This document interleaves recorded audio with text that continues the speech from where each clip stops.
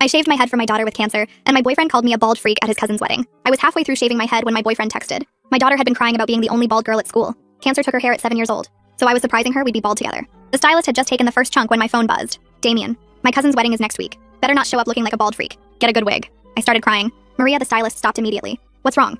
I showed her. Her face went from concern to rage. GIRLS. We have a situation. Every woman in the salon turned. Within seconds, 15 women surrounded my chair. After I explained, Maria said, "Text him, you'll look beautiful. Don't mention the wig." His response, "Good. Make sure it looks natural. Don't embarrass me." The salon exploded. These women started planning. The one getting extensions called her makeup artist friend. The nail tech called her photographer sister. They formed a group chat. Operation Wedding Revenge. When Maria finished, I looked in the mirror, completely bald. These women had hyped me up so much I felt beautiful. It's on the house, warrior mama. The wedding came. I walked in wearing a borrowed blue dress, pearls, perfect makeup, completely bald, no wig. Damien's eyes went wide. He wouldn't look at me, wouldn't touch me, pretended I was a stranger. But everyone else saw a warrior. The bride pulled me aside. "I heard about your daughter. That's true beauty." Damien's mother, a cancer survivor herself, told me how beautiful I looked while he stood there seething. He faked food poisoning and left early. I stayed, danced, lived. That night, texts exploded. "You embarrassed me. Disgusting. Ugly. Get a wig or we're done." Got worse. Called me a freak. Said no man would want a bald woman. I screenshotted everything, sent it to his mother. She called. "Pack his things. Put them on the lawn." Then she called him. I heard her through the walls. "Your girlfriend shaved her head for her daughter with cancer." I was bald.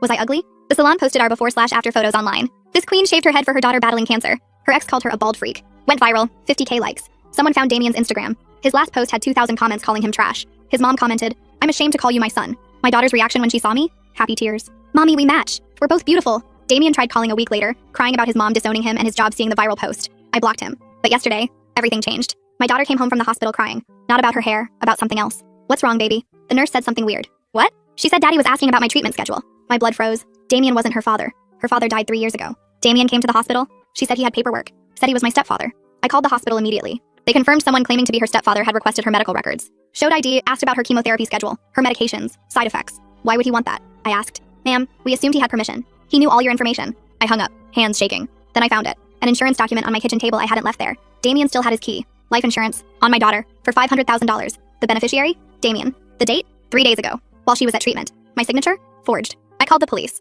They said without proof he'd entered my home, they couldn't do much about the key. The insurance was another matter, fraud, but hard to prove. Then my daughter said something that made everything click. "Mommy, why did Damien ask the nurse about drug interactions?" "What?" "He wanted to know what medications could make my chemo not work, or make me sicker." I grabbed my daughter, grabbed my keys. "We're leaving. Now." As we drove to my sister's, I noticed a car following us. Black sedan. When I turned, it turned. My phone rang. "Damien, you shouldn't have humiliated me at the wedding. Are you following us? Your daughter's treatment is tomorrow at 9 a.m., right? Room 423? How do you?" Amazing what people tell you when you're the concerned stepfather. You're not her stepfather. According to the paperwork I have, I am. And if something happens to her, well, childhood cancer is so unpredictable. If you come near her, what? You'll shave your head again? The line went dead. The black sedan was still behind us. My daughter looked at me.